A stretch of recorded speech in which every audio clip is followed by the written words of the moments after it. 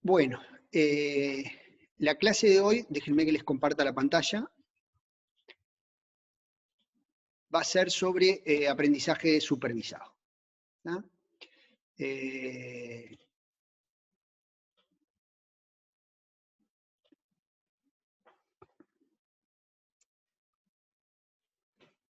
El aprendizaje supervisado es un tema que hasta el momento no habíamos tocado en el curso. Todo lo que habíamos visto en el curso hasta el momento era aprendizaje supervisado. Es decir, yo tengo un... Bueno, al principio en la introducción, en el comienzo del curso, vieron otro tipo de aprendizaje que van a volver a retomar en la última clase, este es el curso de simétrico, que es aprendizaje por refuerzo, donde en realidad yo no tengo ejemplos anotados, sino que tengo una respuesta del ambiente y con eso tengo que mover.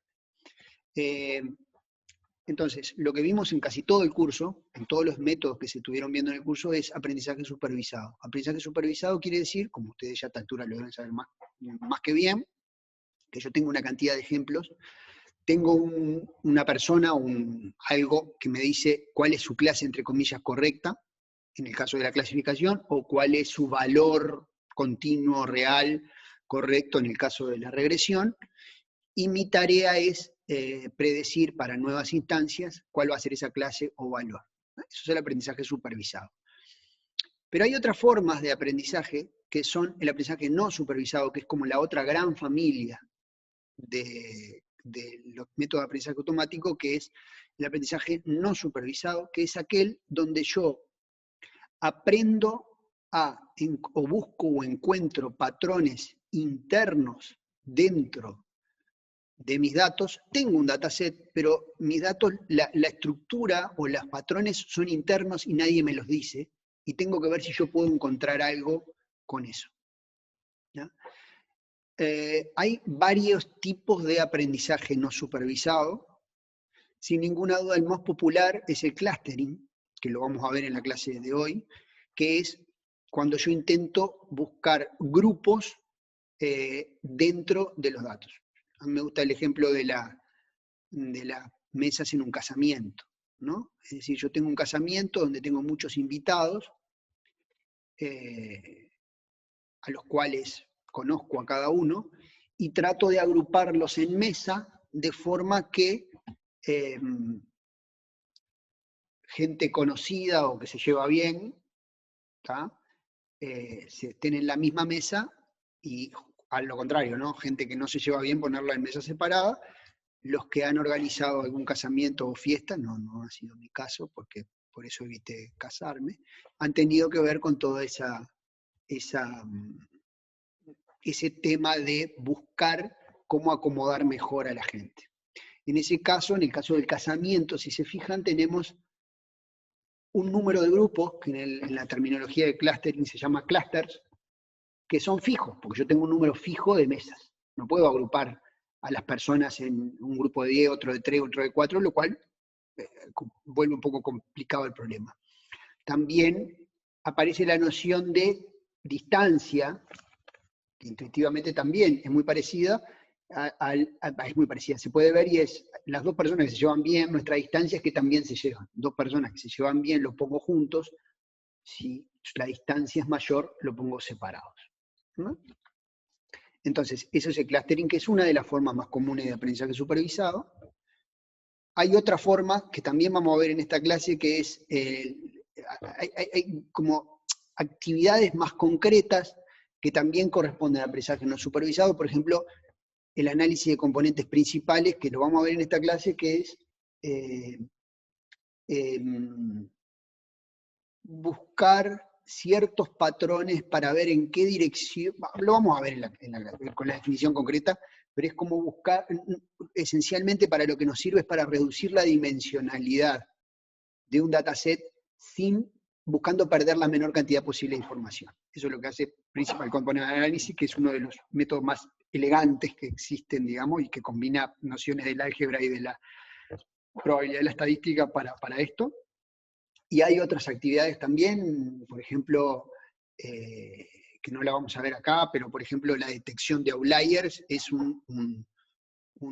un método no supervisado. Es decir, yo tengo un conjunto de datos y quiero saber cuáles datos probablemente corresponden a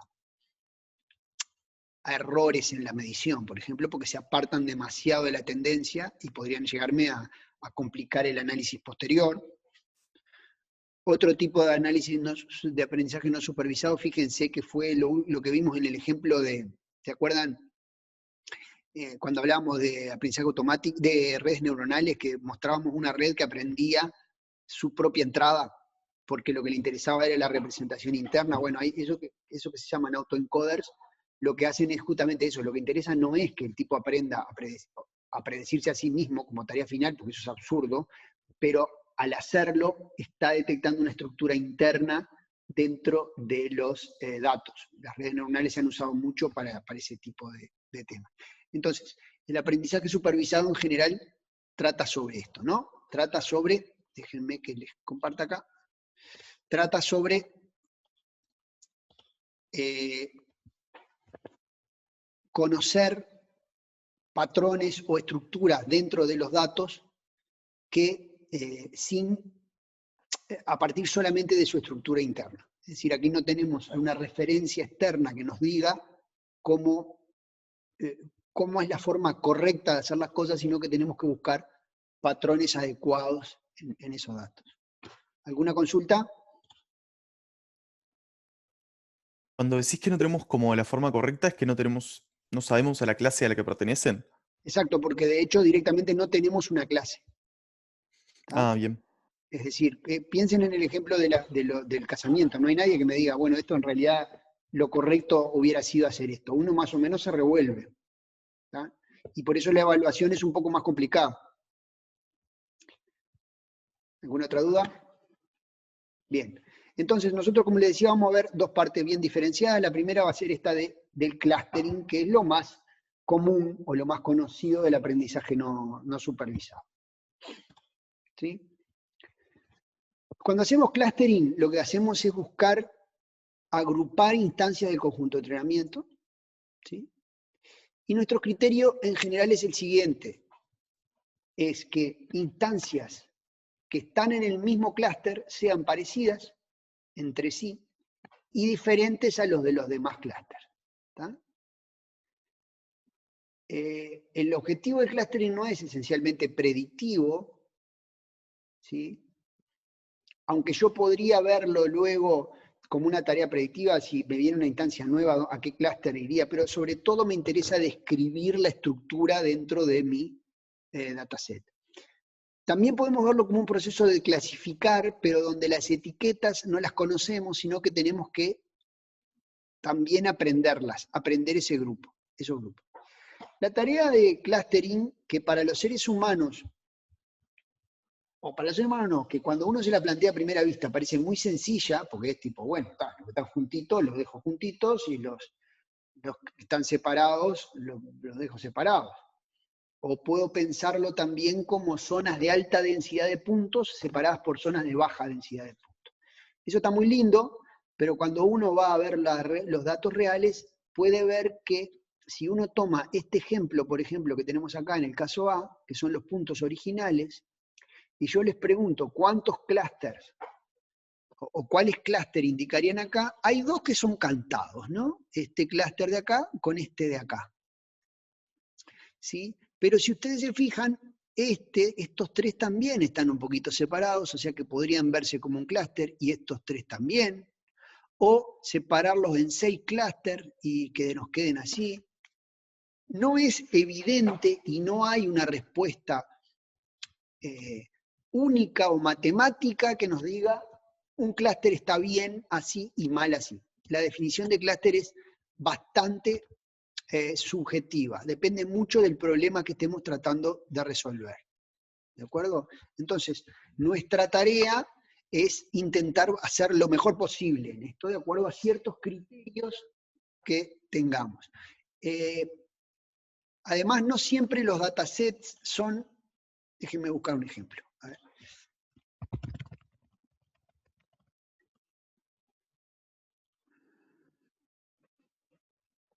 Si ustedes miran este ejemplo, Fíjense que todos estos datasets, estos 4 datasets, tienen comportamientos bastante diferentes. ¿Tá? Hay datasets que son convexos, hay datasets que tienen esta forma, y así diferentes métodos se adaptan a diferentes formas de reconocer clústeres. Es decir, perdón, cuando dije dataset quise decir clústeres, es decir, los clústeres dentro del dataset tienen comportamientos diferentes, ¿de acuerdo? Entonces, hay diferentes tipos de clustering, de métodos de clustering. Hay algunos métodos que se llaman métodos de afinidad, que lo que tratan de hacer es a los que están más juntos, ir como contagiándolos de los del costado, que es lo que se hace en esto. Hay métodos que son de particiones, como el que vamos a ver, que es el más popular de todos, ahora vamos a hablar, que es K-means, que lo que tratan de separar es el espacio en particiones convexas, como esto por acá, ¿de acuerdo? Para ver dónde están los puntos, ¿de acuerdo? ¿Dónde lo tenemos? Minibatch K-means está acá, ¿no? Como ustedes ven, fíjense que K-means siempre intenta separar, bueno, ahora lo vamos a ver, como que la región en particiones, digamos. Y entonces es muy bueno y muy rápido para los casos en el cual los clústeres tienen este comportamiento, que es que efectivamente están agrupados en regiones convexas, ¿no? Pero hay diferentes métodos de clustering. La literatura de clustering es una literatura que ha venido de muchas áreas diferentes, que se ha estudiado desde muchos lados diferentes, y no hay una referencia clara, porque el clustering no es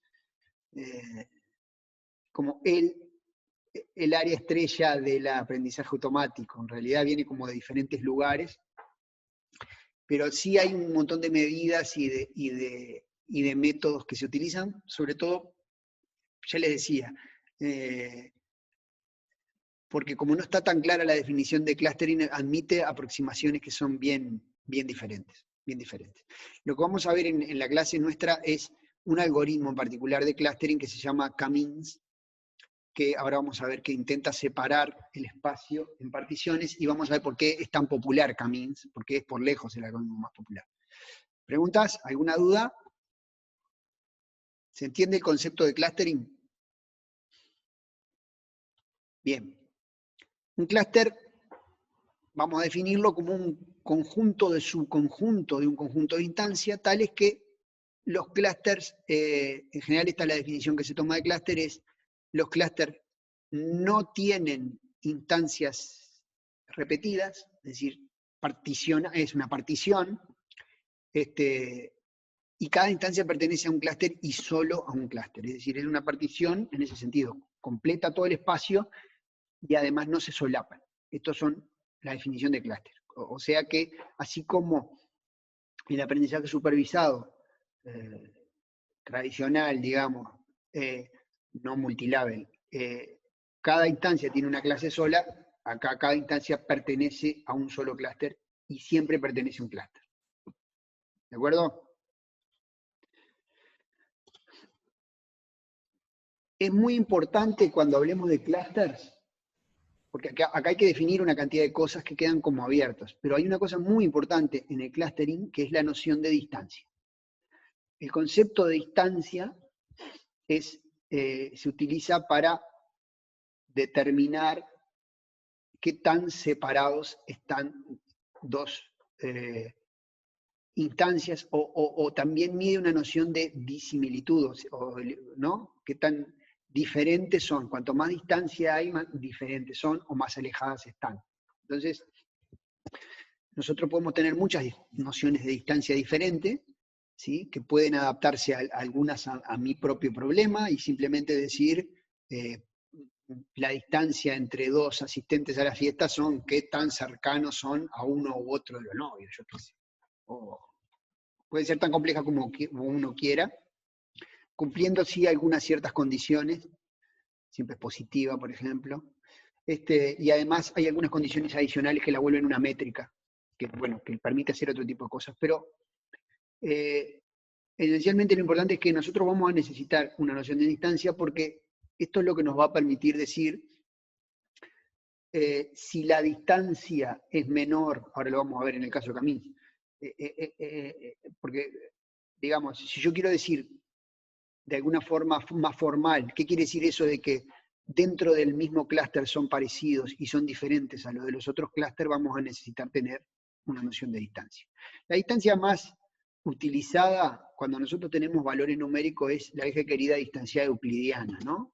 Es decir, calculo la distancia, la diferencia de los valores de los vectores, lo elevo al cuadrado, sumo todos los componentes, ¿sí? Y calculo la raíz cuadrada, ¿no? Es lo que es la distancia tradicional que utilizamos cuando usábamos en R2, pero también lo podemos extender a RM, ya lo hemos visto varias veces. También la podemos definir a partir de la norma, ¿no?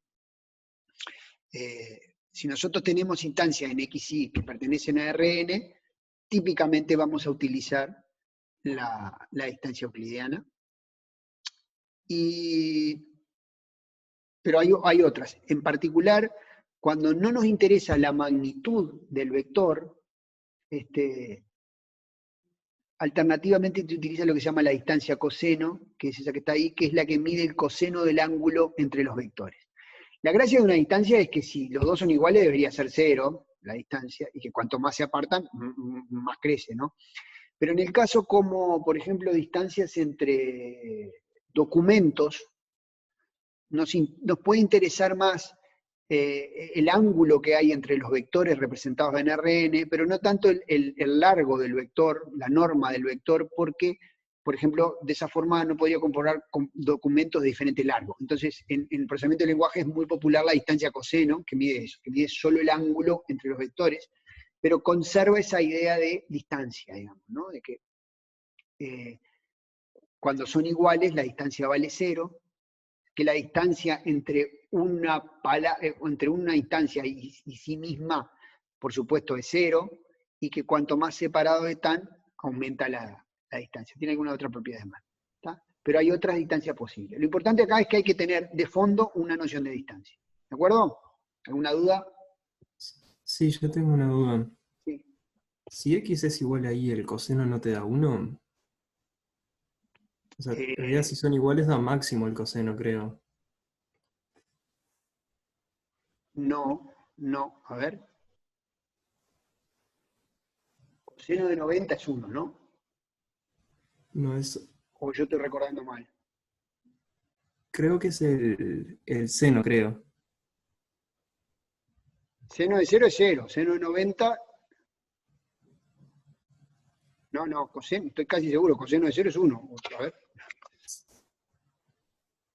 Sí, eso sí, pero digo, si dos vectores son iguales, ¿no te El estaría ángulo es dando la 0. distancia 1? Si dos vectores son iguales, el ángulo es 0. Ah, claro, vos decís el ángulo entre los vectores, no Mide el el coseno coseno. del Claro, yo ángulo. lo que tengo que medir es el coseno del ángulo. Ah, claro, el coseno de ese ángulo.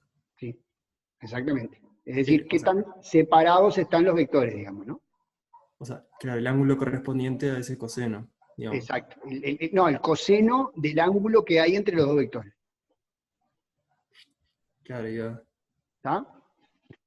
Vamos a ver si Sí, tengo gracias. alguna gráfica. Pero miramos alguna gráfica. Sí, listo, a ver si encontramos alguna por acá. ¿Ven? La similitud coseno está por acá. ¿Sí? Acá están las diferentes palabras y esta es la distancia coseno. ¿Ah? Por ejemplo, aquí hay una con palabritas, por ejemplo. Solo mide el ángulo, no tiene en cuenta la magnitud de los vectores. ¿Sí? Ya. Muy bien. Bueno, entonces vamos al algoritmo Camins. El algoritmo Camins es el más utilizado en clustering, sobre todo porque es muy eficiente, muy rápido, y asume ciertas cosas. Primero que nada, asume que nuestras instancias pertenecen a RN, lo cual no nos sorprende mucho, no nos asusta mucho, porque las redes neuronales también, por ejemplo, y hemos podido hacer muchas cosas, llevar nuestros atributos a un espacio en RN, pero sí tiene una suposición muy importante que es un algoritmo de partición. O sea, trata de partir el espacio en K clúster convexos. Es decir, ¿qué quiere decir K clúster convexos? Quiere decir espacios así, como el de acá. Camins.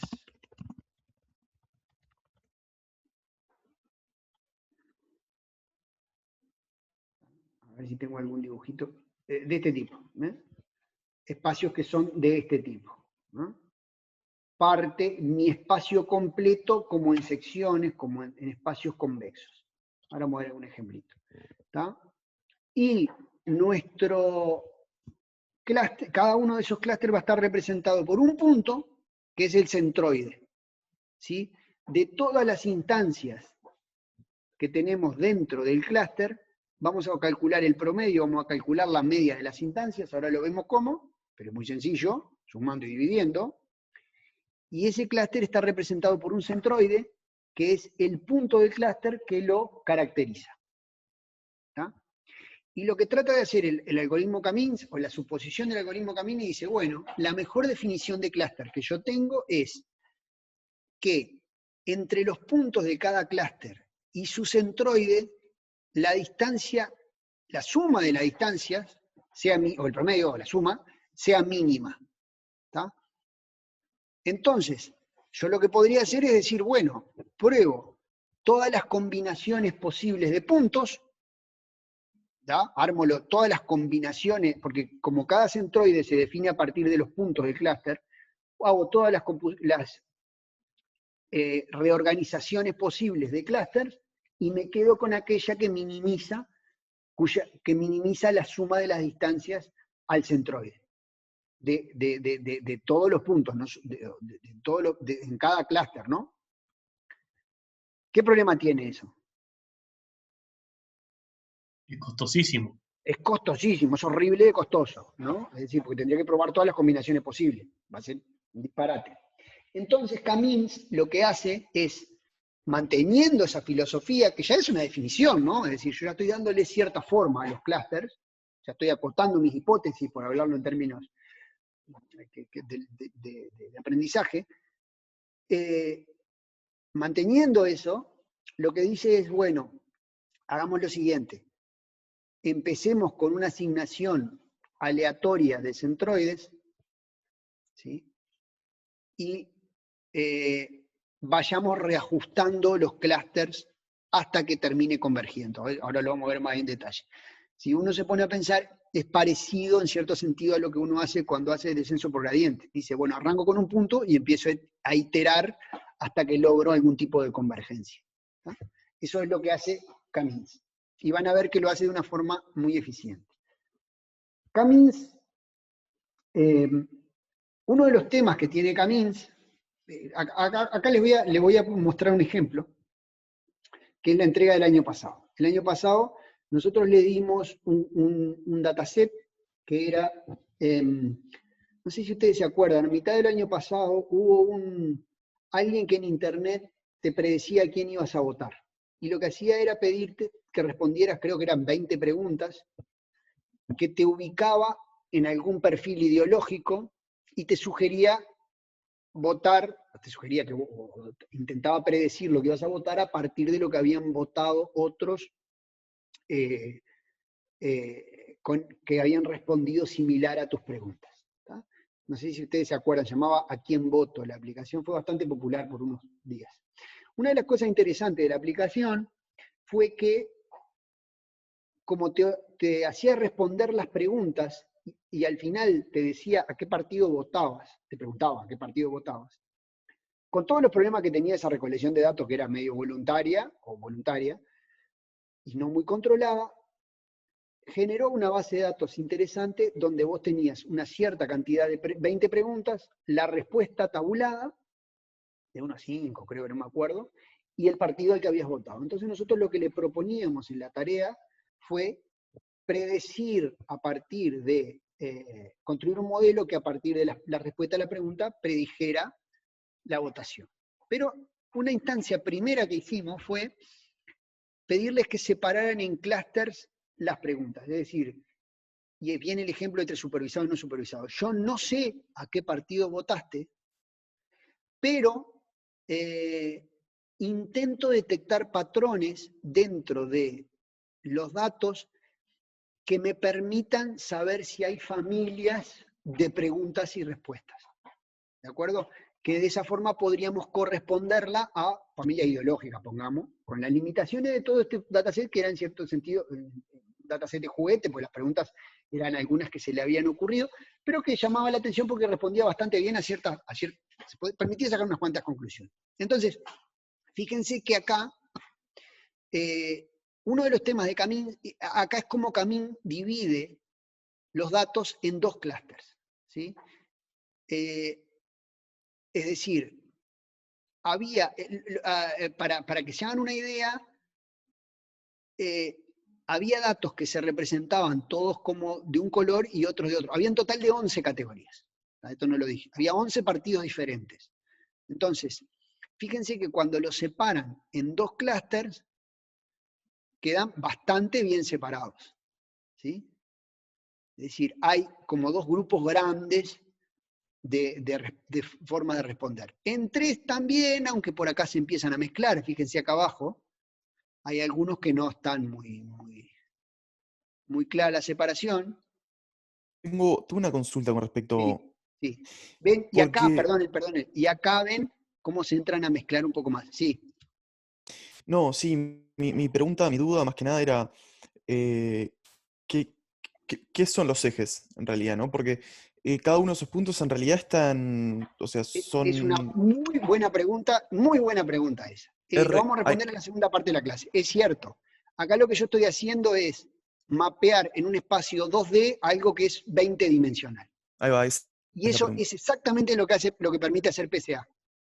PCA me permite mapear en un espacio de baja dimensión, en este caso 2, tratando de mantener más o menos la estructura. ¿De acuerdo? Bien. ¿Tá? Entonces, fíjense que los clústeres que sugiere Camins se corresponden bastante con la realidad. Acá los habíamos pintado según los partidos, creo. ¿Sí? Acá planteábamos los partidos como colores como referencia, pero en realidad Camins separa en sectores fijos, ¿no? Fíjense que cuando se empiezan a aumentar los clústeres, ya los clústeres son mucho más difíciles de identificar, ¿no? ¿Por qué? Y bueno, porque la división entre cómo se agrupan las preguntas entre algunos partidos no es tan clara. Entonces, ya la clusterización es más difícil de hacer. Y esto nos muestra algunos de los temas que tiene Camins. La primera es eso, que los clústeres necesariamente tienen que ser convexos. La otra es que Camins necesita el número de clústeres, y eso no siempre es obvio. Acá sabíamos que teníamos 11 partidos, o sea que había 11 clústeres que nos podrían dar una idea, pero en realidad ni siquiera es exacta porque no necesariamente esas preguntas se corresponden a la separación entre partidos, digamos, ¿no? Porque no estaban hechas con ese criterio. No hay un gold estándar. Entonces, detectar cuántos son los clústeres es un problema en sí mismo que Camins no resuelve porque Camins lo exige. Ahora vamos a ver sobre el final cómo elegir esos clústeres, pero siempre es todo un tema ese. Y por eso en el tema del clúster es fundamental, en general, en el aprendizaje es fundamental, visualizar los datos antes de empezar a trabajar, para que nos den alguna idea de cómo se comportan, y es parte un poco de lo que les pedimos en alguna de las tareas, si mal no recuerdo. ¿Ya? Visualizar un poco cómo se comporta. ¿Está?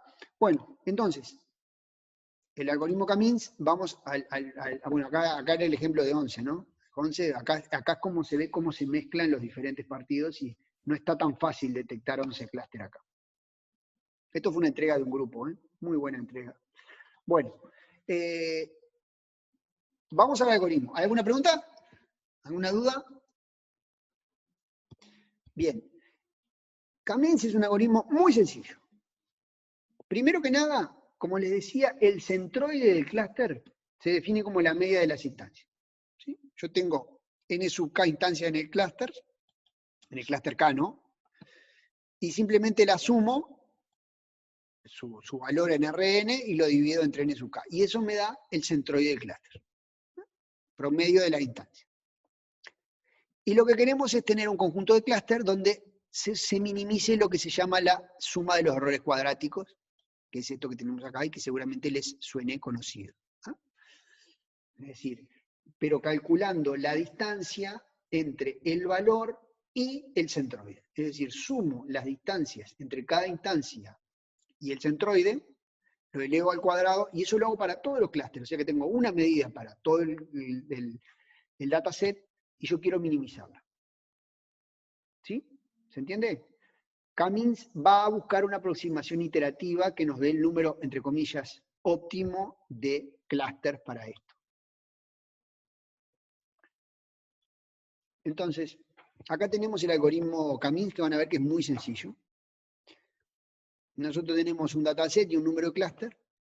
Lo que hacemos es inicializamos K centroide al azar, ¿no? Elegimos de nuestro espacio K centroides. Entramos en un loop y decimos, bueno, a cada instancia de mi dataset la asigno al centroide más cercano, al que tenía más cercano según esa asignación inicial. ¿Sí? Y lo hago para todas las instancias. ¿Está? Y luego que lo hice, recalculo los centroides. Con las nuevas instancias que se deberían haber acomodado, porque si alguna quedó medio pegadita, entonces digo, bueno, todas las instancias que quedaron con el clúster 1, una vez que tengo todas las instancias del clúster 1, recalculo los centroides y los ajusto. Y vuelvo a empezar. Ahora, con los nuevos centroides vuelvo a hacer el mismo trabajo. Y una cosa que tiene K-means es que sabemos que converge. Que va a llegar un momento en el cual los clústeres van a quedar estables. Entonces yo, cuando llega, después cuando llegamos a que la diferencia entre los centroides anteriores y los nuevos, o también podemos calcularlo sobre la distancia total, no cambia, ahí termino porque mi algoritmo supongo que convergió. ¿Está? Es muy parecido a descenso por gradiente. ¿Sí? Entonces, repito, yo inicializo los centroides, asigno las instancias del centroide más cercano y recalculo los centroides. Es bien sencillo el algoritmo K-means y es muy rápido porque es orden n. Fíjense que va a ir recorriendo cada vez. Sí. No, que calcular las distancias entre toda esa cantidad de puntos capaz que lleva un tiempo, ¿no? Sí, lleva un tiempo, pero es algo que se puede hacer muy rápidamente si nosotros usamos operaciones de matrices, por ejemplo. Porque lo puedo hacer prácticamente al mismo tiempo. Es lo mismo, digamos, desde el punto de vista de cálculo, ¿no? Pero fíjense que yo para calcular el centroide tengo que recorrer una vez cada instancia. Nada más. No, es orden n en ese sentido, digamos, ¿no? Después depende de las iteraciones, pero no va a ser muchas veces, digamos. ¿Sí? Si se fijan acá, en este ejemplo tomado del Bishop, hay una versión un poco gráfica de lo que hacía, ¿no? Yo tengo los datos, inicialicé estos dos centroides, rojo y azul, calculé a cuál de los dos estaba más cerca de todos mis puntos, ¿de acuerdo? Y luego ajusté el centroide, que ven que se movió para acá, de acuerdo a todos los azules y a todos los rojos, volvés a hacer la cuenta con el nuevo y así vas dividiendo hasta que en un momento te empieza a converger. ¿Tá? Pero siempre es la misma instancia. Acá le llevo 1, 2, 3, no, perdón. 1, 2, 3, 4 iteraciones y más o menos convergió.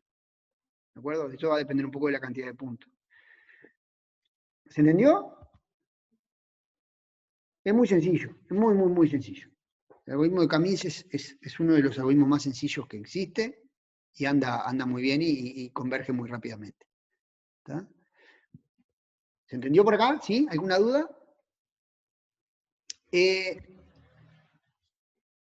Hay algunos temas. Con K-means es bueno cuando los clústeres son isotrópicos. Isotrópico quiere decir que tienen formas como redonditas, digamos, ¿no? Que son uniformes en todas direcciones y no se le puede complicar un poco, como en aquellos casos de las espirales, ¿se acuerdan? Porque necesita tener espacios convexos, digamos, hace una partición del espacio en secciones convexas. Un problema que tiene K-means es que es muy sensible a la inicialización. Es decir, si uno puede pasarle, como ¿se acuerdan del tema de los mínimos locales en descenso por gradiente? Bueno, en K-means puede pasar eso, que uno le erre con la inicialización original de los clusters le converja, pero le converja algo que no esté bueno, digamos. Siempre en esto de los clusters no sabemos bien porque cumple la definición, pero puede converger algo cuyo R, ¿cómo era? Nunca me acuerdo de la sigla de esto, cuyo su SSE no sea mínimo, que podría mejorarse, digamos. Entonces, una de las formas heurísticas de mejorarlo es probar con diferentes inicializaciones. ¿Se acuerdan que con las redes neuronales hablábamos de algo parecido, no? Pesabas con diferentes pesos y te quedabas con los mejores. En esto haces algo parecido, probás diferentes inicializaciones de los clusters y te quedás aquella que minimice el SSE. Para evitar el riesgo de haber caído en una convergencia local, digamos. Otra heurística muy utilizada es elegir como centroides iniciales puntos que pertenezcan al dataset para evitar que agarres puntos que estén muy alejados y te complique un poco te complique la vida en las iteraciones, digamos, ¿no? Y que termine convergiendo a algo que no queremos. ¿Sí? Y eso es un poco de lo que se trata Camins. Es decir, vamos a terminar construyendo, como en todos los casos de clustering, un conjunto de clusters, ¿sí?, que buscan minimizar ese error de la distancia entre los clusters cuadrados, de la distancia entre los puntos y los centroides elevado al cuadrado, digamos, ¿no? Ahora lo que vamos a ver es uno de los temas más complejos en clustering, que es cómo evaluamos esto, porque ¿qué pasó? Obtuvimos esto, ¿está bien? ¿Está mal? Fíjense que una cosa bien interesante, si yo tengo después lo vamos a ver, la evaluación, ¿sí? Cuando yo quiero evaluar un clúster, los clústeres en realidad puede parecer muy sencillo para un ser humano porque enseguida detectamos el patrón. Nosotros somos capaces de detectar no solo cuál es la mejor hipótesis, sino también cuál es el mejor espacio de hipótesis. Es decir, si nosotros vemos una espiral, decimos, bueno, pero acá los clústeres hay que armarlo con una estructura en espiral. O sea que Camins ya no me va a servir. Es algo parecido a lo que nos pasaba con clasificación cuando decíamos, bueno, ¿qué tipo de función nos va a servir para ajustar acá? ¿Tá? Esto con una polinomial lo podemos ajustar, con una exponencial, eso lo tenés que hacer visualizando un poco los datos, digamos, estudiando tu dataset. Acá acá pasa lo mismo, digamos, ¿no? Entonces, pero además encima acá es difícil definir qué es un clúster y no tenés alguien que te diga cómo, entonces tenés que revolverte como podés. Hay dos tipos de evaluaciones típicas en el aprendizaje de clústeres.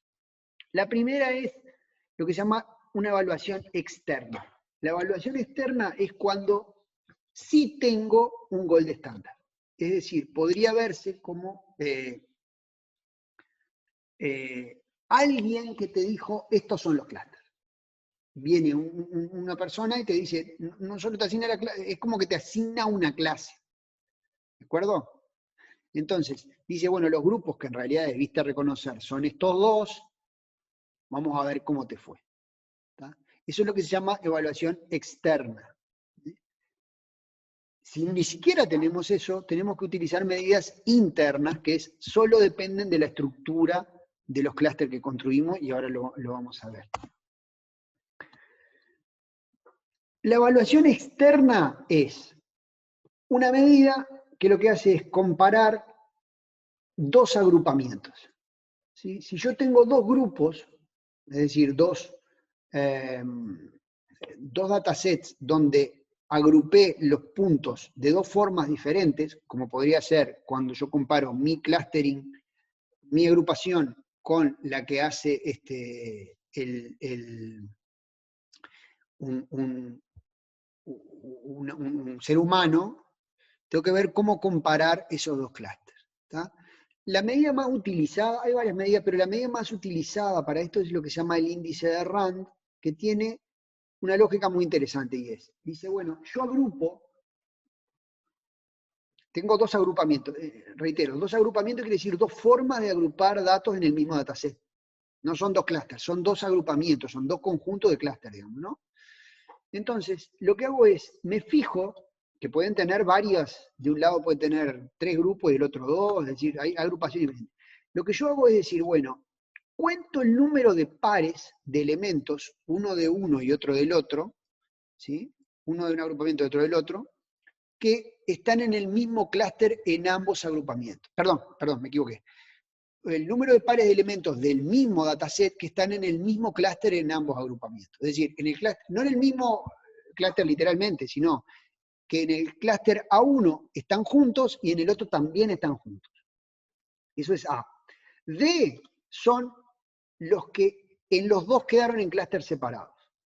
¿De acuerdo? Y B y C son los que de un lado están juntos pero en el otro están separados. ¿No?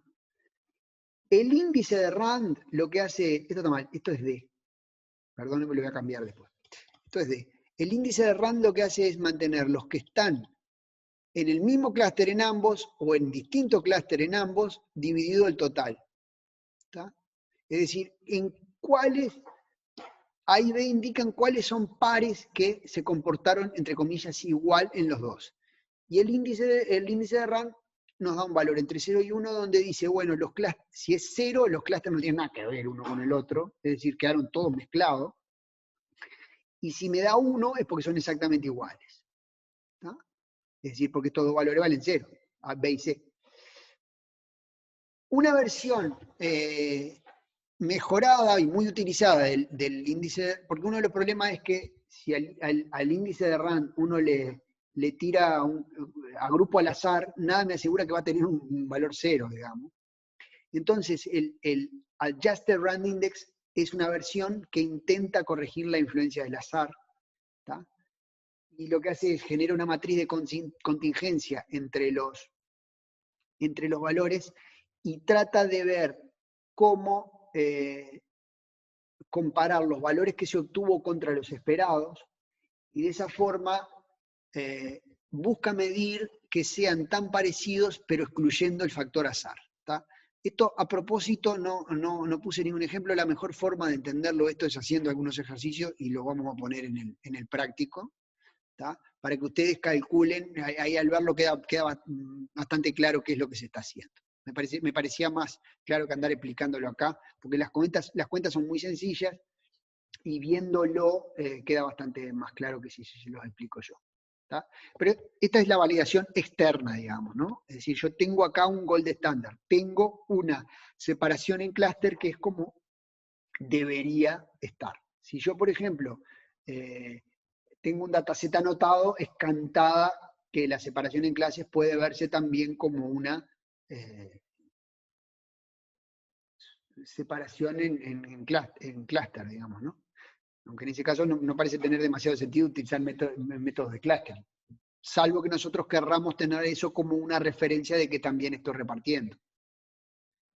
Quiero decir, si nosotros tenemos una agrupación de datos, por ejemplo, como lo de a quién voto, a mí lo que me interesa es decir, bueno, hay familias ideológicas en el Uruguay, es decir, hay gente que responde esas preguntas, muchos de una forma y muchos de otra.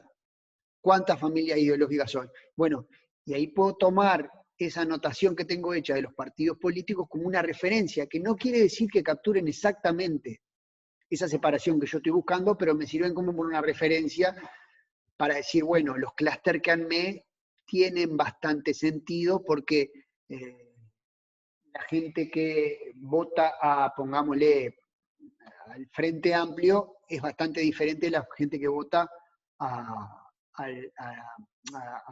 Cabildo Abierto, ponele, por decir algo, ¿no? Si bien todos sabemos que en realidad esa separación no está tan clara, nos puede servir como una medida de referencia y es en ese sentido que se le llama una validación externa. No quiere decir que mi clúster quedó mal, pero yo puedo tener indicadores de que esto me quedó completamente diferente y la gente, si fuera por esto que está diciendo, los partidos políticos no tendrían sentido ideológico, digamos. No sé si se entiende la explicación. Cuando yo estoy haciendo una validación externa, estoy comparando contra una cierta referencia. ¿Alguna pregunta? Bien. Ahora, en el caso de la validación interna, ahí no tenemos clúster verdaderos. No hay nadie que nos diga los clústeres tenían que ser así. Entonces lo que hacemos es una validación interna. Y esta validación interna lo que hace es medir principalmente dos cosas. Cuando uno hace validación interna, lo que busca medir son dos cosas principales. La cohesión de los clústeres, es decir, aquello que decía en la definición de, bueno, los puntos que están dentro de un mismo clúster son parecidos. ¿Tá? Y la otra que es, los puntos que están en diferentes clústeres están bastante lejos uno del otro. ¿Tá? ¿Por qué? Y bueno, porque si yo pusiera, fíjense que si yo tuviera un clúster donde los puntos están separados la mitad de un lado y la mitad del otro, bueno, pero entonces yo podría crear un clúster nuevo. ¿Sí? Poder crear un clúster nuevo en esa parte. Y al revés también, si la separación entre el clúster A y el clúster B es muy pequeña, bueno, pero entonces podría definir un clúster, tener un clúster solo, digamos, ¿no? Entonces, lo que buscan medir los índices que miden la validación interna son eso mismo, ¿no? Esa, por un lado la cohesión y por el otro la separación, y buscando balancear un poco eso. El índice Davis-Boulding, por ejemplo, es uno de muchos índices. Ustedes si se fijan en la documentación de Scikit-Learn, hay un montón de índices. Está el índice Silhouette, por ejemplo, el índice basado en la distancia, en esta distancia con los centroides, por ejemplo. El índice de Davis-Boulding lo que hace es medir la similitud promedio entre cada clúster y el clúster más parecido a él. Es decir, qué tan parecido es mi clúster en promedio con el más parecido a él. Entonces, lo que hacemos es balancear la distancia promedio de cada punto del clúster con su centroide, es decir, trato de que eso sea lo menor posible, digamos, lo más cerca posible, pero además también la distancia sea mayor. Entonces busco balancearlo entre ambos. ¿Se entiende? Entonces ese índice define como entre todos los pares de clústeres, ¿sí? El máximo de esa distancia, el promedio de esa distancia, digamos, ¿eh? Buscar el promedio de esa distancia. ¿De acuerdo? Cuanto mayor es el índice, mejor. Pero hay muchos otros basados en otros criterios. Miren, fíjense.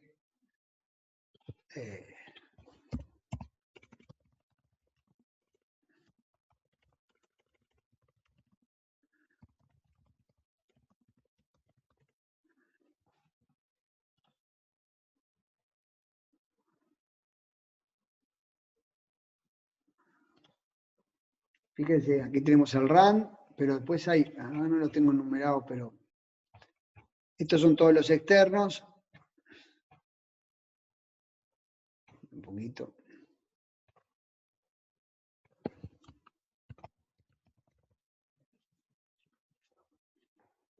Acá empiezan los de similitud. ¿Está?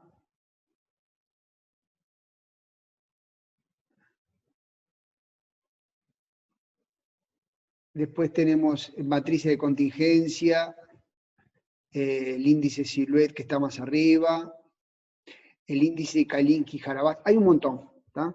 Son diferentes medidas que esencialmente buscan medir todo más o menos lo mismo.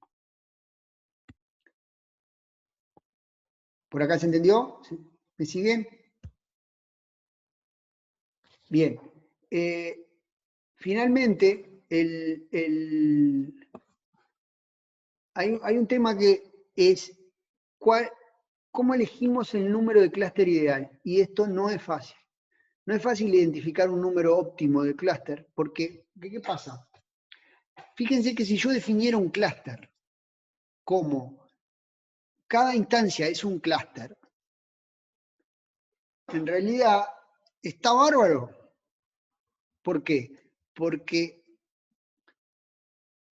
cumple que todas las instancias son muy parecidas a sí mismas, y sí, la distancia entre una instancia y ella es mínima, y están separadas de las otras, y sí, si yo lo miro localmente, lo puedo ver como separada de las otras. Entonces, generalmente, si nosotros aumentamos el número de clústeres, nuestros números de clústeres son mejores. ¿Pero qué está pasando? Y bueno, estamos sobreajustando a los datos que tenemos y no estamos diciendo nada, no estamos generalizando de ninguna forma. Entonces nosotros tenemos que ver cómo hacer en esas condiciones para elegir el método, la mejor cantidad de clúster. Hay un método heurístico, pero como no puede surgir de la definición esto, porque en realidad, bueno, sí puede surgir, pero quiero decir, el problema no es que yo puedo minimizar nada, porque nunca se va a minimizar. Cuanto más clúster tenga, la dispersión se va a ir, sigue bajando. ¿Tá? Entonces, fíjense que un método muy utilizado para esto es lo que se llama el método del codo, que es un método que en realidad lo que mide no es bien una heurística, ¿no? Lo que mide no es si empieza a subir, o sea, si la situación empieza a empeorar, sino cuando la ganancia que me trae desde el punto de vista de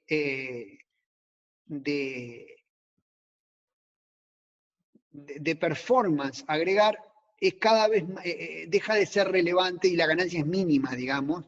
El valor marginal, como dicen los economistas, de ganancia es mucho menor, entonces ya no me conviene. Y eso si uno lo grafica, esa performance, versus la cantidad de clústeres, se genera como un codo en la curva y es lo que nos permite elegir, es el número de clúster que elegimos como óptimos. Esa es una heurística muy utilizada para elegir el número óptimo. Por ejemplo, si yo dibujo la performance, por ejemplo, en términos de la squared error sum, como función de la cantidad de clústeres, cuando la curva hace un codo es porque aumentar nuevos clústeres no me mejora mucho las cosas, y por lo tanto, con menos clústeres ando mejor, digamos, ¿no? ¿Se entendió esto? Y por acá estamos terminando con la primera parte, que es la parte de clustering, ¿está? Ahí yo les dejé un par de referencias.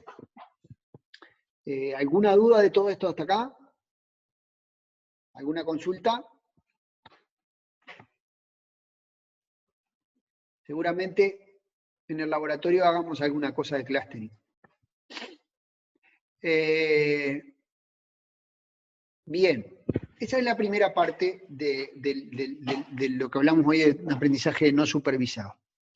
Y voy a retomar la pregunta que hacía un compañero hoy, que era esta. Decía, bueno, pero ahí vos estás mostrando datos que corresponden a un espacio 20-dimensional, porque eran, si no me equivoco, eran 20 preguntas que se podían responder con valores del 1 al 4, si no me equivoco. Pero yo lo estoy representando en 2 dimensiones. ¿Está? Tengo que, como en los problemas que tengo de los planiferios, ¿no? Tengo que, cuando yo hago un planiferio, lo que estoy haciendo es achatar una pelota. Estoy poniendo en 2 dimensiones algo que tiene 3, y eso genera una cantidad de problemas, porque son espacios de muy alta dimensión. Las razones son obvias por las que necesito hacerlo, porque yo no puedo imaginarme siquiera algo de más de 3 dimensiones en una forma gráfica, ¿no? A mí ya 3 me cuesta bastante, más es imposible. Entonces, nosotros lo que tratamos de hacer con PCA es reducir la dimensión de mi conjunto,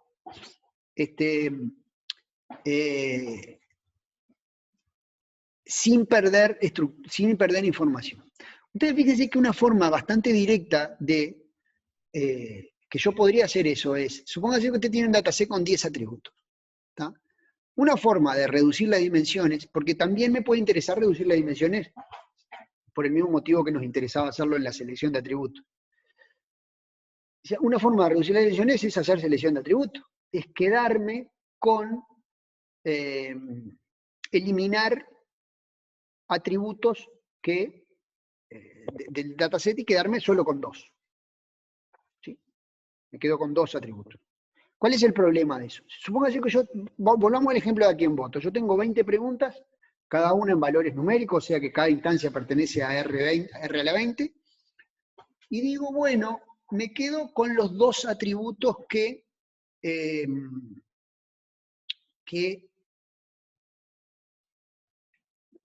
cumplen ciertos criterios como los que vieron ustedes, tengan menos varianza, no sé, que cumplan con ciertos índices. ¿Ah? Le aplicamos un chi-square y nos quedamos con los 2 mejores. El problema es que o la pregunta que trata de hacerse PCA es, che, ¿no podemos hacer algo un poco mejor que eso? Porque ahí lo que estoy haciendo es limitando mi decisión a quitarles dimensiones en Rn. Y fíjense que nuestros puntos en Rn van a estar definidos, si se acuerdan de álgebra, a partir de un conjunto de vectores base, de nuestras coordenadas cartesianas, típicamente. ¿Tá? Entonces lo que PCA se pregunta es, ¿pero no podemos buscar una nueva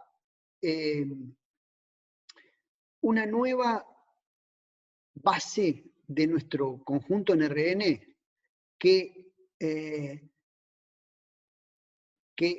refleje mejor la dispersión de los puntos en alguna de las direcciones? Eso es lo que trata de responder PCA y efectivamente lo encuentra. Y lo que hace es lo siguiente. Utilizando algunos conceptos que vamos a repasar muy rápidamente del álgebra y de la probabilidad. ¿Tá? Esto es muy útil, esto es muy importante recordarlo, ¿no? Yo busco reducir las dimensiones, pero sin perder información, y muy útil para visualizar datos en espacio unidimensional. Entonces, primero vamos a acordarnos, para ver cómo lo hacemos. A mí PCA me parece un método que me parece magnífico lo elegante que es y lo fácil que es de explicar, digamos, porque es muy sencillo conceptualmente, para lo poderoso que es. Ustedes se acuerdan de la varianza de una muestra. Yo tengo un cierto número de elementos, un cierto número de puntos, y la varianza mide la suma de la diferencia entre cada punto, ¿sí? y su promedio. ¿Tá? Es decir, la varianza lo que va a medir es qué tan alejados están en promedio las instancias de la media. ¿Tá? Si un conjunto tiene varianza 0, todos sus elementos son iguales y son iguales a la media. ¿Sí? Otra medida muy común que es utilizada, y que ustedes seguramente ya la han utilizado, creo, en una de las entregas, es la desviación estándar, que es la raíz cuadrada de la varianza. La ventaja que tiene la desviación estándar es que está medida en las mismas unidades o la misma magnitud del mismo orden de magnitud que la media. O sea, yo puedo comparar por eso el valor, es decir, yo tengo una media de 10 con una desviación estándar de 2, quiere decir que se corre un poquito para los costados en 2. Digamos. Y la varianza sería el doble. Sería el cuadrado. Entonces, la varianza mide la dispersión de los datos. Entonces, fíjense, en esta figura, donde solo tengo una dimensión, ¿tá? Acá por eso no le puse gráfico, no le puse eje ahí. Fíjense que estos datos tienen la misma media que está en este puntito verde, pero la varianza es muy diferente. Mis valores en el conjunto 1 están mucho más cercanos del centro que en el conjunto 2. Por lo tanto, la varianza esta va a ser mucho menor. ¿Sí, de acuerdo? ¿Se acuerdan de la varianza, no? La media y la varianza nos dicen mucho sobre una distribución. No nos dicen todo, pero nos dicen muchas cosas. Y es lo primero que generalmente calculamos cuando tenemos una muestra. Porque una varianza muy grande me está indicando que, bueno, yo no le puedo dar hay que tener cuidado con el valor que se le da a la media en esos casos. Muchas veces los promedios, como dice el dicho, ¿no? En el promedio se ahogan los petizos. Es decir, el promedio nos dice algo, pero la varianza nos dice también muchas cosas. Bueno, pero ¿qué pasa? Cuando nosotros tenemos un conjunto de más de una dimensión, fíjense lo siguiente, miren, supongamos que los puntos son estos que están acá a la derecha. ¿Sí? Fíjense que si yo miro la dispersión de los puntos, la varianza de X me da esto que está acá. Esto muestra más o menos cómo están dispersos los puntos de aquí. Y esta es la dispersión de los puntos en la Y. Con estos dos datos no nos alcanza para saber cómo están dispersos los valores, porque también hay otro componente que es cómo varían los Y cuando varían los X. ¿Sí? Entonces, ahí es donde surge la covarianza, que lo que nos dice es, fíjense lo que nos dice, es muy parecida a la varianza. La varianza es cada valor comparado con su media al cuadrado, o sea, xy menos x menos promedio de x multiplicado por xy menos promedio de x. Bueno, acá lo que voy a hacer es decir xy menos promedio de x por y sub y menos promedio de y. La covarianza nos dice, bueno, cuando x varía, cuando x se aleja de la media, ¿cómo se aleja ahí? ¿Está? Entonces lo que nos está midiendo es cómo se dispersan unos con otros. Entonces yo, para conocer esta dispersión de los datos, lo que necesito saber es cómo es la varianza de x, cómo es la varianza de y, y cómo es la covarianza entre las dos variables aleatorias. ¿Ah? Entonces, eso es lo que me permite construir lo que se llama la matriz de covarianza.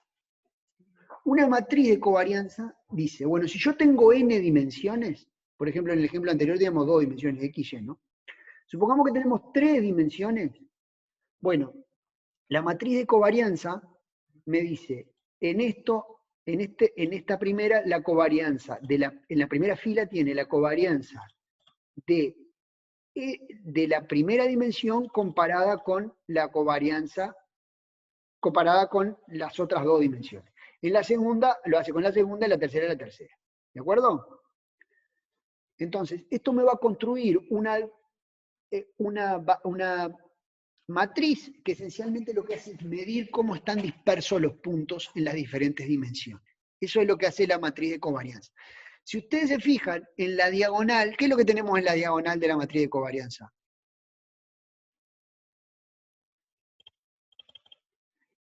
En la diagonal vamos a tener la varianza. ¿Por qué? Porque es la covarianza de una variable consigo misma. ¿De acuerdo? La varianza está en la diagonal y en los costados, en las diagonales menores, están las covarianzas de los casos, cada dimensión con cada una de las otras. La covarianza además es una matriz simétrica, porque la covarianza de x con y es lo mismo que de x, porque esta fórmula es simétrica. Esta fórmula es simétrica. ¿Verdad? Entonces, tenemos una matriz que es cuadrada, que es simétrica, y que los valores de la diagonal corresponden a la varianza. ¿Sí? Acá yo les dejé como ejercicio que calculen las matrices de covarianza. Ahora, al final, yo les paso una referencia. Toda esta parte que yo di está muy basada en un tutorial que está muy interesante sobre PCA. Los invito a que hagan el ejercicio, se lo voy a poner en el práctico, para que puedan entender bien cómo es esto, pero que es muy sencillo, ¿no? Entonces construimos la matriz de covarianza. Ahora, déjenme hacer una parte. Tenemos la matriz de covarianza, es decir, tenemos nuestro conjunto de datos y construimos la matriz de covarianza sobre nuestros datos, ¿verdad? Ahora vamos a ver después bien detalle. Pero esencialmente, recuerden esto. La matriz de covarianza me dice cómo los datos se dispersan en una u otra dirección. ¿Está? Si se acuerdan de lo que les mandé leer de álgebra lineal, de repasar, se acuerdan de los valores y los vectores propios. ¿Sí? Los vectores propios son, si yo considero, ¿se acuerdan que una matriz es una transformación lineal del espacio como esta tan linda que se está dibujando ahí, ¿no? Es cómo se modifican los puntos cuando los multiplico por una matriz. ¿Está? Entonces, los vectores propios de una matriz son aquellos que multiplicar una matriz por un punto es equivalente a multiplicar a su vector propio. ¿De acuerdo? Es exactamente lo mismo. ¿Está? Pueden sustituirlo. Son los vectores cuya dirección no cambia al multiplicarse, ¿está? Al multiplicarse por la matriz. Son los vectores que no van a cambiar su dirección. Si ustedes se fijan acá, los dos vectores en este dibujito, ¿sí? Son estos azules que quedan todos verdes. Vieron que los otros se deforman, ¿no? Los naranjas se deforman. Los azules no se deforman, y cada vez que se produce la transformación, crecen. Ese crecimiento es lo que se llama el valor propio del vector. ¿Tá? Los rosados son los otros vectores propios, Y estos en particular no se modifican, por lo que acá en este caso el valor propio es 0. ¿Sí? En este ejemplo que estamos dando, ¿no? Entonces ahí vamos a tener 2 vectores propios y 2 valores propios correspondientes. Esto siempre es así. Si nosotros tenemos un espacio de dimensión n, definido por la matriz, entonces voy a tener tantos vectores como dimensiones. ¿Sí? ¿Y qué característica tienen, a ver si se acuerdan, los vectores propios?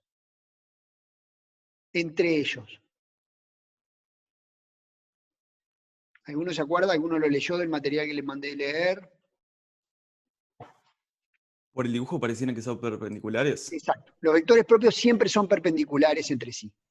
Lo cual es muy interesante porque quiere decir, ahora lo vamos a ver, que la variación en un sentido no depende de la otra, porque la variación en el sentido de un vector no depende de la variación en el sentido del otro. Ahora lo vamos a ver en detalle aplicado a la matriz de covarianza. Bueno, el método PCA lo que hace es lo siguiente. Tiene en cuenta que los vectores propios de la matriz de covarianza me dicen cuáles son las direcciones de los puntos de en cada dimensión, es decir, ¿no? Para cada dimensión, en qué dirección, ¿sí? De cada dimensión no, en qué direcciones hay más variación de los puntos. Que eso no necesariamente tiene que coincidir con las dimensiones originales, sino que justamente lo que busca es el vector propio con mayor valor es donde más variación de los puntos hay, es la dirección donde más variación de puntos hay. Si ustedes miran esto por acá, por ejemplo, este ejemplo, probablemente el vector va a estar como apuntando así en diagonal, ¿se entiende? Porque es más o menos por esa diagonal por donde van creciendo los puntos. Acá en realidad es un poco más para abajo, pero no importa. Es decir, no va a ser ni así, ni vertical, ni horizontal, sino que el vector con más dispersión va a ir para acá. ¿De acuerdo? Eso es lo que intenta buscar PCA. Busca los vectores donde la dirección sea mayor. Los vectores propios cuyos valores propios, que era esto que decíamos, sean más grandes. ¿Sí? Porque si miran acá, fíjense que acá, este es el que más se tira. Entonces, ¿cómo hacemos PCA? Y bueno, vamos a hacer lo siguiente. Partamos de este caso de uso. Tenemos un conjunto de datos con n dimensiones y queremos verlos cómo se agrupan. ¿Tá? Pero queremos reducir las dimensiones. Bueno, lo primero que hacemos es representamos nuestro conjunto de datos como una matriz n por m, o sea que tiene en las columnas las dimensiones y la cantidad de instancias, en las columnas en las filas la cantidad de dimensiones y en las columnas los atributos. Dije bien, sí. En las columnas, en las filas los atributos y en las columnas la cantidad de instancias. ¿Está? ¿De acuerdo? N por M. ¿Está? Entonces, por ejemplo, yo acá puse un ejemplo, que es el siguiente.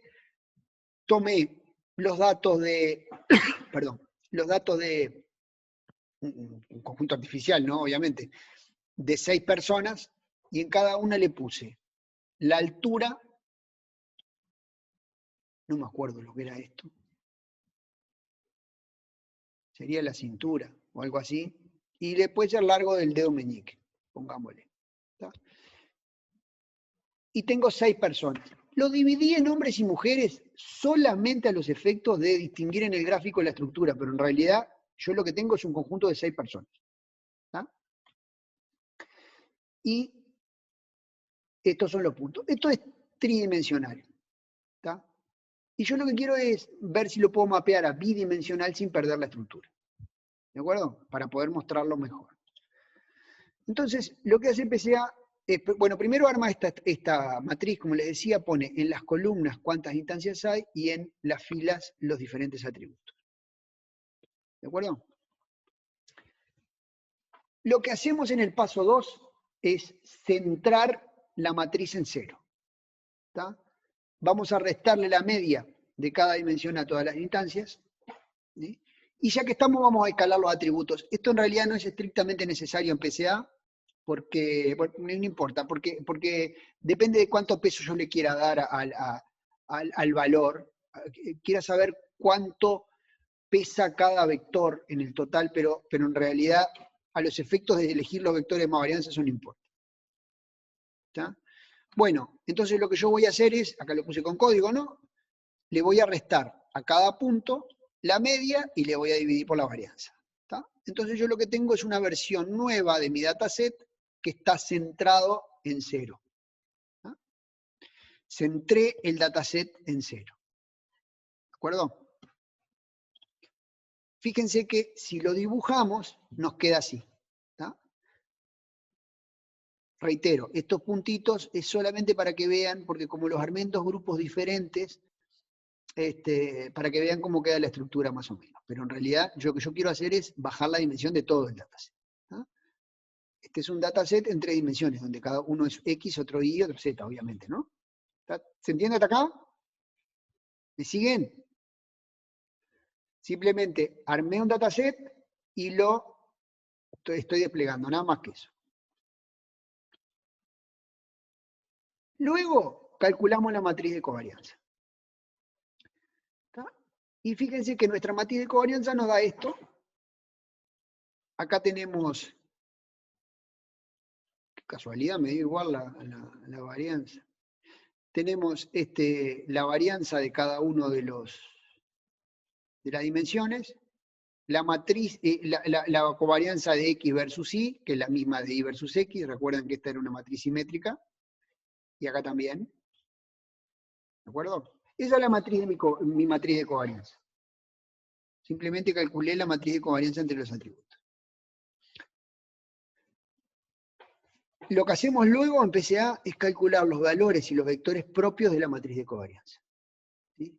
Y eso lo que nos va a indicar es las direcciones en las que los datos varían más. Y además, fíjense que el vector con el mayor valor propio, el que tiene el valor propio más grande, es el donde los datos están, la dirección de los datos en las cuales están más dispersos. Hay un dibujo que no hice, ay, perdón.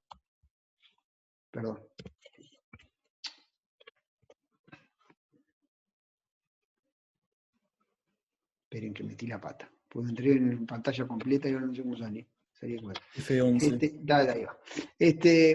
Les quería mostrar.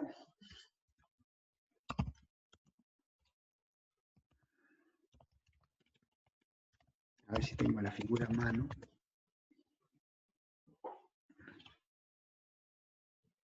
Hay una figura típica por acá. No. Acá, esta es la típica imagen. Fíjense que cuando nosotros decimos que el vector de máxima variación, el vector propio más grande es el que está en la máxima variación, queremos decir esto, es este vector que está acá. ¿Está? Es decir, es un vector que se va en la dirección de donde los datos están más dispersos. Este es el vector, es lo que se llama el componente principal. ¿De acuerdo? Y se acuerdan que los vectores propios son perpendiculares entre sí. Bueno, el segundo vector es este. Es decir, lo que me está diciendo es, en estas dos dimensiones, fíjate que los datos están más dispersos en esta dirección y después en esta. En esta perpendicular a ellos. ¿Ah? ¿Qué ventaja tiene esto? Que bueno, que fíjense que si yo, al perder información, supongamos que yo quiero bajar estas dos dimensiones a una, si yo lo hago sobre la dimensión X, o sea, como que miro de arriba voy a usar el dibujito, miren, esperen.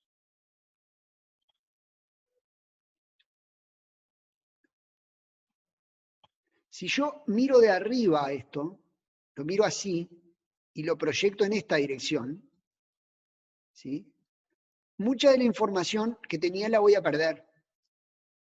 Es decir, lo voy a achatar, pero no va a conservar la misma dispersión de los datos. En cambio, si yo lo miro de una dirección, digamos así, en la dirección perpendicular a esto, digamos, ¿de acuerdo?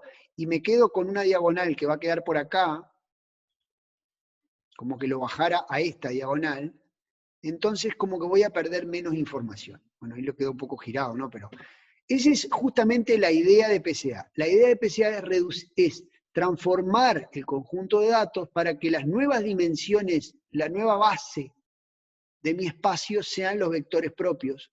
Y de esa forma yo pueda decir, bueno, si lo que hago es recortar las dimensiones cuyos vectores son más pequeños, estoy perdiendo menos información. Eso es exactamente lo que hace PCA. Miren que tengo que... Ahí. ¿Está? Entonces, lo que vamos a hacer es lo siguiente, es ordenar los vectores de la matriz de covarianza según el valor propio y nos vamos a quedar con las dimensiones de mayor variación. Entonces, fíjense que acá lo que hacemos es simplemente calcular los vectores, ¿sí? Los vectores propios, calcular sus correspondientes valores propios y ordenarlos según el valor propio. Acá hay un detalle y es que los vectores propios no son uno solo en cada dimensión, sino que si yo multiplico un vector propio por una constante, me va a dar otro vector propio. Acá lo que nos interesa es tener los vectores propios de,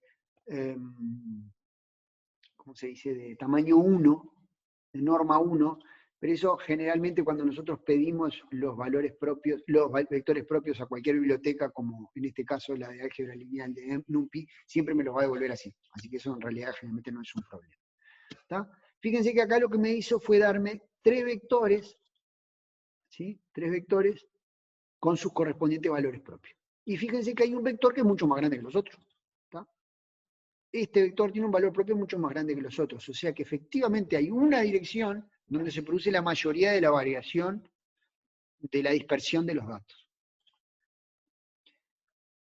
Entonces, lo que vamos a hacer en el paso 5 es, bueno, simplemente vamos a crear una matriz donde vamos a poner en cada columna los vectores propios.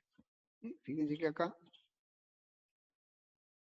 este es el vector propio 1, este es el 2, este es el 3. Fíjense que al 3 lo voy a eliminar, voy a decir, bueno, el vector propio más chico lo voy a sacar, ¿sí? Y me voy a quedar con los dos más grandes. ¿De acuerdo? Y eso es lo que construye lo que se llama la matriz de componentes principales. Una matriz donde en cada columna hay un vector propio. ¿No? Y finalmente, acá es donde se produce la magia, digamos, ¿no? Nosotros tenemos esta matriz de los vectores propios, que si se fijan, es una matriz D por N. ¿Está? Perdón, N por D.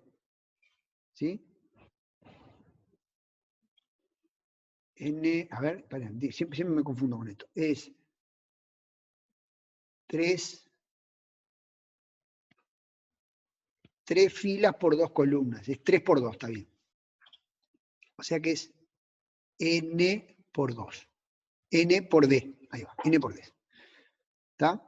Entonces, el dataset traspuesto, entonces lo que vamos a hacer es modificar. Esto es una multiplicación, después ustedes miren que los índices coinciden, ¿no? Pero vamos a multiplicar el dataset original, ¿se acuerdan del dataset original, no? Que era un dataset que era N por M. Tenía tantas filas como atributos, tantas columnas como instancias. ¿Sí? Multiplicamos el dataset original traspuesto por la matriz de componentes principales y ahí obtenemos el nuevo dataset. Y al resultado lo transponemos. Esto es un poco enredado, pero simplemente es una multiplicación de matrices, donde a partir del dataset viejo lo multiplico por los vectores y me devuelve un dataset nuevo, que lo que va a tener es en las filas las nuevas dimensiones y en las columnas las nuevas instancias. Exactamente igual al dataset original, pero con menos dimensiones. ¿Está? No solo eso, no es solo que tiene menos dimensiones. En realidad tiene menos dimensiones, pero además es como que está girado y ahora las dimensiones principales, las dimensiones que generan las instancias, la base, son los vectores propios. Es decir, aunque yo no hubiera reducido las dimensiones, lo que tendría ahora es un un nuevo espacio donde estas serían las X y estas serían las Y. Y mi nube quedaría como horizontal, digamos. Entonces yo fíjense que si yo giro esta nube para que me quede horizontal, por decirlo de alguna forma, cuando yo proyecto eliminando una de las dimensiones, lo hago en la dirección que tiene más dispersión, o perpendicular a donde hay más dispersión. ¿Tá? Entonces voy a tener un nuevo dataset que tiene las filas, las dimensiones, las columnas y las instancias. Lo vamos a ver acá está la cuenta, ustedes verifiquen que está bien, y lo que termina quedándome es esto, ¿sí? Es decir, tengo un nuevo dataset con las instancias transformadas, ¿sí? Pero que mantienen más o menos la estructura, o debería mantener la estructura, porque lo hice eliminando una dimensión que aportaba poco a la varianza de los datos. Entonces los datos están agrupados parecidos a cómo lo están en 3D, digamos. Lo cual, en este caso, además, suponemos que es razonable. ¿Por qué? Porque hay un vector que es mucho más grande que los otros. Entonces quiere decir que, aunque en realidad lo que importa acá es que yo eliminé el último. Este último aportaba muy poco, tenía un valor propio muy pequeño, entonces quiere decir que los datos en la dirección de ese vector propio se modificaban muy poquito. ¿Tá? Entonces quiere decir que bajamos nuestra cantidad de dimensiones de 3 a 2, ¿sí? Sin perder mucha información. Fíjense que en el caso que yo les mostré hoy estaban bajando de 20 a 2, manteniendo la estructura. PCA es un método muy, muy utilizado, sobre todo cuando yo quiero inspeccionar los datos. Si yo quiero ver cómo mis datos lucen, como no puedo ver datos multidimensionales con facilidad, los bajo a 2 dimensiones utilizando PCA. ¿De acuerdo? Perdón. Tengo una Les voy a dejar pregunta. 2 ejercicios para que hagan, para que piensen o para que ejerciten en su casa. Una es, o lo planteo acá, ¿no? Y es, la primera es, ¿qué les parece a ustedes? ¿Podríamos reducir alguna dimensión más acá? Es decir, nosotros lo bajamos de 3 a 2, ¿no podríamos hacerlo con una sola y mostrar solo en un eje los datos? ¿Perderíamos mucha estructura ahí? ¿Qué opinan?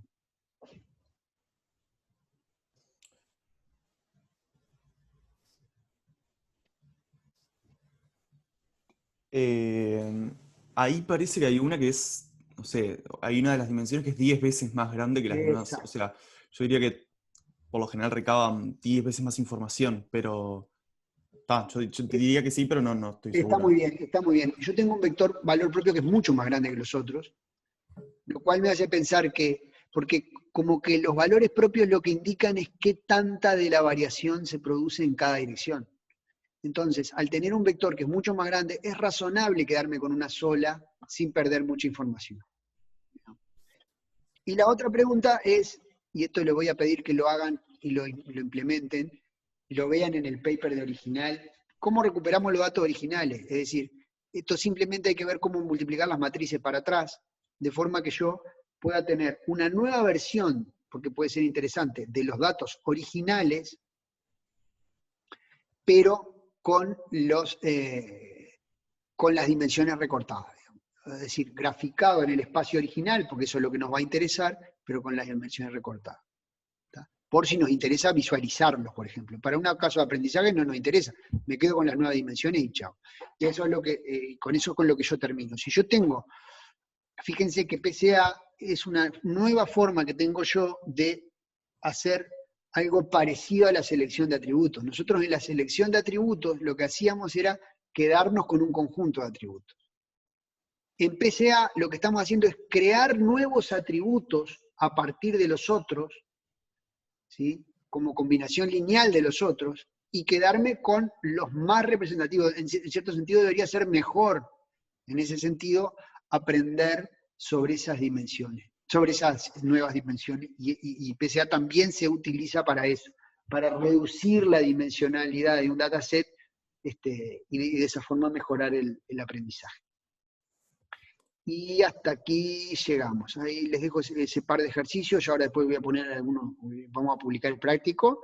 Y les recomiendo mucho que lean este tutorial, que es en lo que está basada esta presentación, pero que está muy, muy claro, que presenta un poco lo que yo les conté, y me parece que es interesante. Implementar PCA es muy fácil, muy, muy fácil, porque es justamente hacer multiplicación de matrices, digamos, exactamente así como lo vimos, pero es un método que es muy útil en general. Es muy importante entender PCA cómo puede sernos de utilidad en nuestro trabajo diario con datos, ¿no? Porque es una de las primeras aproximaciones, es pum, hago PCA y lo muestro, ¿no? Es como que cuando yo hago PCA, esencialmente lo que hago es mirar los datos desde un ángulo que nos permita no perder mucha representación. Es como, supónganse que usted tiene una pelota de rugby, si la miran si la cuestan, la ponen a lo largo y la miran desde arriba, van a tener más idea de cómo es una pelota de rugby que si la miran desde la punta. ¿Por qué? Porque hay mucha más variación en la otra dirección. Bueno, PCA hace exactamente eso, busca el ángulo mejor para achatar la pelota de rugby, digamos, ¿no? Proyectarla hacia un plano, pero lo hacen en n dimensiones, obviamente. En la segunda referencia hay creo que es basado en el mismo tutorial, una implementación paso a paso en Python de PCA, pero hay millones de implementaciones de PCA en Python por ahí, o sea que es un método muy elegante y que tiene muchos resultados. Hay otro tipo de métodos más avanzados para más grandes cantidades de dimensiones, para visualizar datos con la estructura TSNE, es uno de los más populares, que se usa mucho ahora, pero PCA tiene la gracia de la simpleza y la elegancia. Y por aquí estaríamos terminando la clase de hoy. No sé si les quedó alguna duda, algún comentario que quieran hacer. A mí me quedó una duda a mí. Sí, sí, te escucho. Te digo con un ejemplo la pregunta. Si un valor propio te da 1, otro te da 2 y otro te da -5, ¿con cuál sería el que te quedas? Te quedás con el más grande, con el de 2.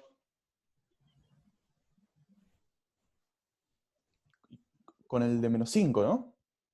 No, te quedás con el mayor. Claro, pero no importa la magnitud y no la dirección en ese caso. Buena pregunta. Porque en el caso o sea, de la Me hiciste animación que dudar estábamos ahora. No, viendo, los ordenás siempre por... vamos a ver, tiene razón, vamos a verificar, vamos a mirar acá. Ahora me hiciste dudar. Este es el tipo de cosas que uno pierde porque PCA lo hace siempre, hago PCA, vamos a ver acá. Sí, tienen razón, debería quedar...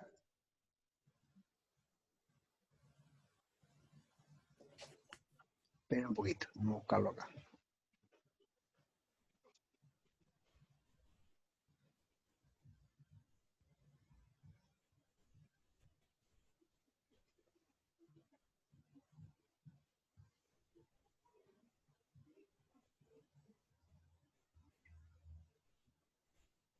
Bla, bla, bla.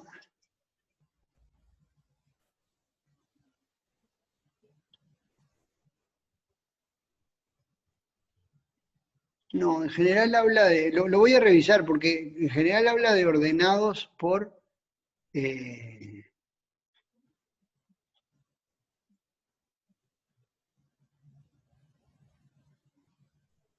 debería ser ordenados por... o sea, yo si lo No, lo pienso que pasa, no, está bien. sí. Lo voy a verificar, pero en realidad, cuando tu vector es negativo, lo que pasa es que los datos se comprimen. Digamos, a ver. O se agrandan para otro lado, ¿no? No, Eso se sí, comprimen si crecen es para el menor a otro lado. 1, si está entre 0 y 1. Está, lo reviso y le contesto. Lo reviso y le contesto. Porque acá habla en general de ordenados por el tamaño, ¿no? No sé si sirve de algo, pero en el Sí. código que nos mostró cuando hacía la cuenta, ordenaba por el valor absoluto de los valores propios de los ¿Ah, sí? vectores. Ah, bien. Les hacía valor absoluto. A Entonces, ver, vamos a mirarlo. A ver acá. Acá, ¿no?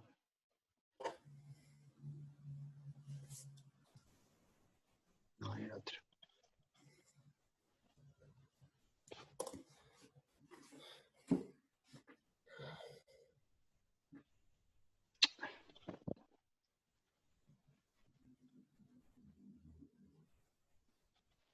Pero, gran 7, ahí. Ah, absoluto. Es verdad. Muy bien. Perfecto. Nos quedamos con el valor absoluto del vector. Está bien, tiene sentido, porque es lo que dicen ustedes, depende de la dirección en la que está.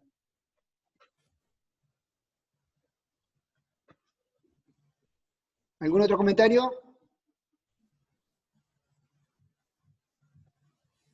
Yo tengo una consulta, bueno, en medio una, no sé, reflexión, no sé.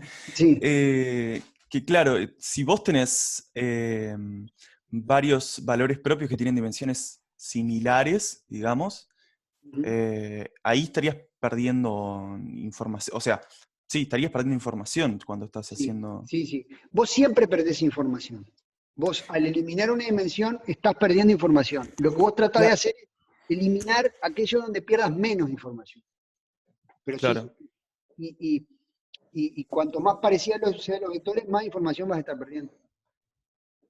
bien. Sí, sí, justamente vos acá, el planteo del problema es, si tengo que perder información, ¿cuál es la mejor forma de perderla, digamos?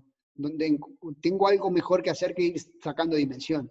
Fíjense que nosotros hasta ahora no hacíamos nada con eso, simplemente nos sacábamos atributos, pero no nos rehusábamos a cambiar la base de nuestro espacio, digamos, ¿no? A crear nuevos atributos como combinaciones de los anteriores. Claro. Es muy, muy utilizado PCA. ¿Algún otro comentario? Bueno, muy bien. Acuérdense que el miércoles no hay clase y que el lunes tampoco, que es el otro miércoles que van a quedar con la última clase, que es la clase de aprendizaje por refuerzo. ¿Tá? Ha sido un gusto y les agradezco mucho la compañía en estos días de e-compañía y de cómo nos hemos manejado ordenadamente. Les agradezco mucho. Bueno, que pasen muy bien y nos vemos en la evaluación, aunque virtualmente nos vamos a ver en la corrección de los 2 laboratorios que vi. Hasta luego. Hasta luego, gracias. A ti, chao. Hasta luego, muchísimas gracias.